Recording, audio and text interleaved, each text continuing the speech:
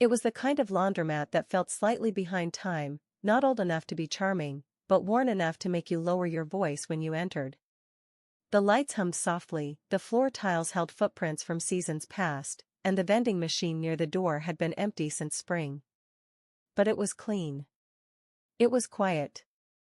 And most importantly, no one talked unless they had to.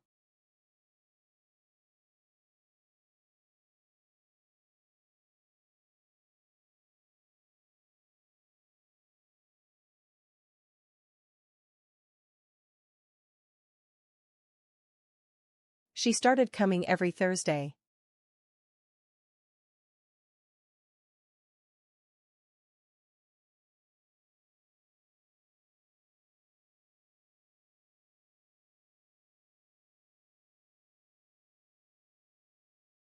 Late in the afternoon, when the machines were mostly free and the sun slanted low through the narrow front window, painting gold onto metal edges and plastic chairs. She didn't mind the waiting. In fact, she welcomed it, that hour where all she had to do was sit, listen to the rhythmic churn of clothes, and not be asked for anything.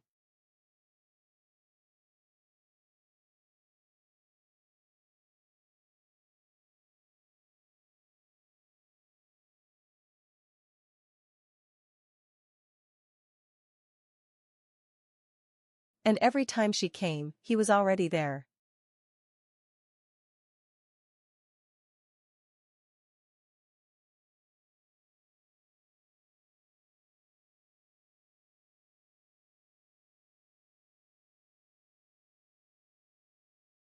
Always in the same corner chair, under the bulletin board where faded ads curled at the edges.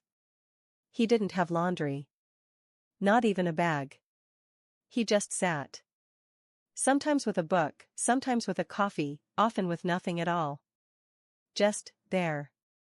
Quiet. Present.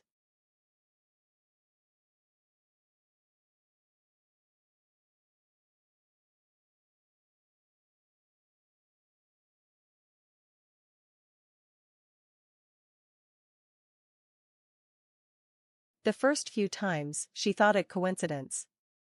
A neighbor, maybe. Or someone waiting for a friend. But the weeks passed, and his presence remained consistent, like a backdrop, something you didn't notice until it was part of the atmosphere.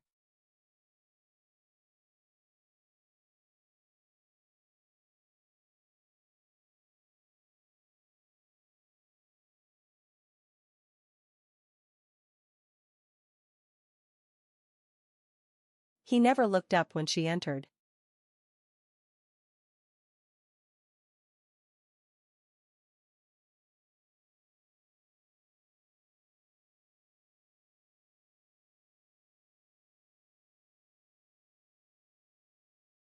But somehow, she felt noticed.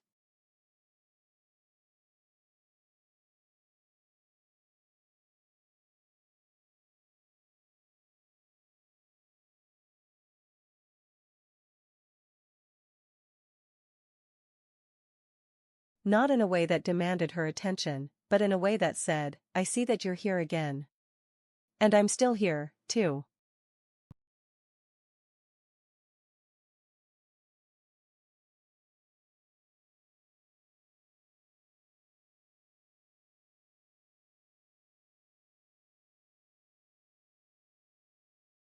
She never sat near him. Always across the room. Folding slowly. Moving calmly. But she began to match his rhythm without meaning to. She'd glance up and find him already watching the washer spin, not hers, not anyone's, just the movement. As though watching something go in circles was the closest thing to peace he'd found lately.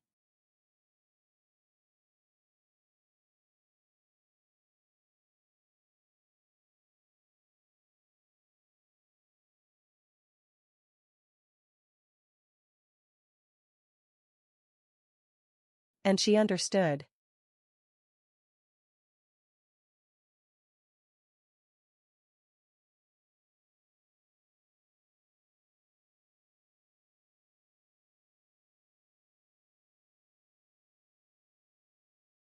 There was something about that place, the warmth of machines, the scent of detergent, the soft thrum of motion, that felt more intimate than home, more honest than conversation. You didn't have to be anyone. You didn't have to explain why you were sitting there alone, staring into a cylinder full of wet fabric and time.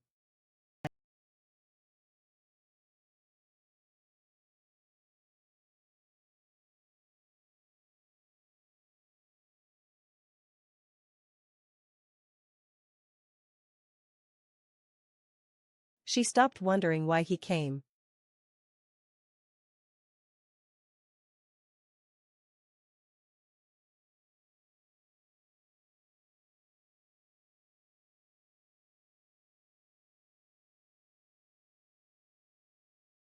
And instead, she started wondering what it would be like if one day he didn't.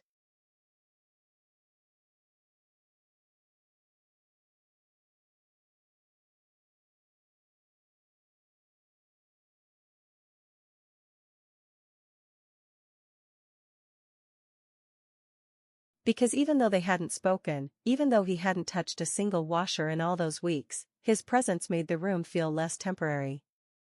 Like someone had decided that this small corner of her week deserved a kind of stillness she didn't know she'd been missing.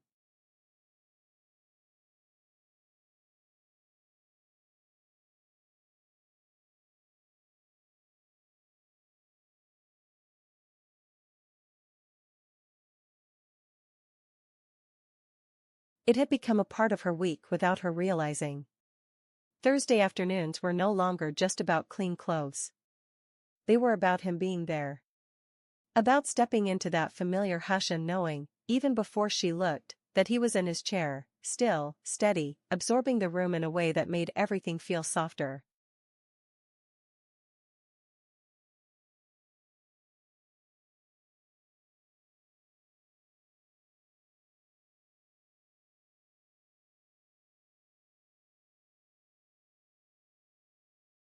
She stopped looking immediately when she entered.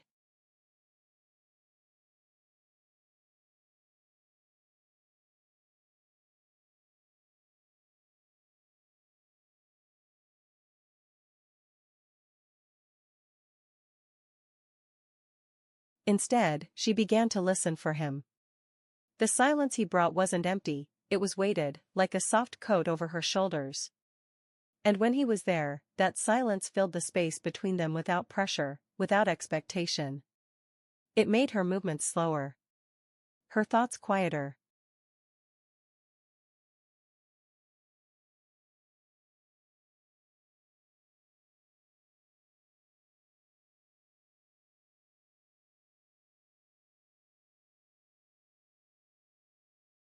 And then, one Thursday, she came in and his chair was empty.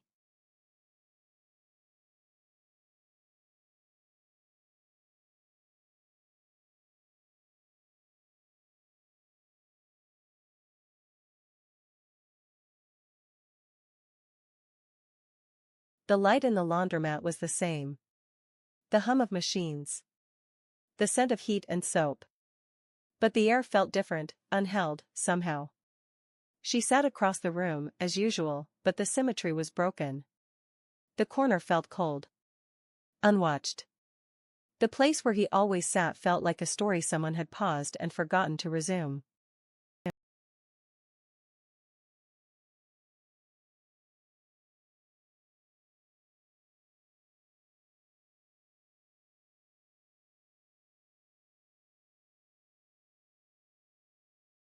He returned the next week.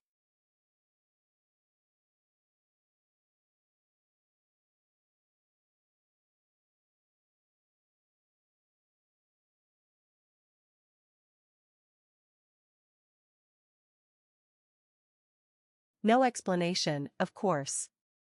Just his presence, as if nothing had changed. He entered before her. Sat down. Watched the same slow spin of the empty machines.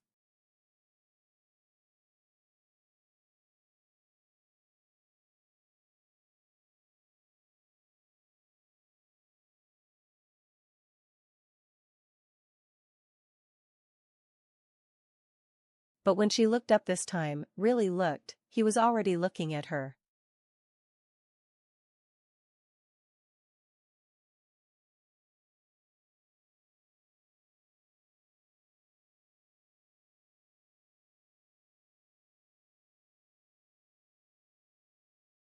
Not staring. Not waiting. Just acknowledging. A glance that said, I missed something last week. And I think you did too.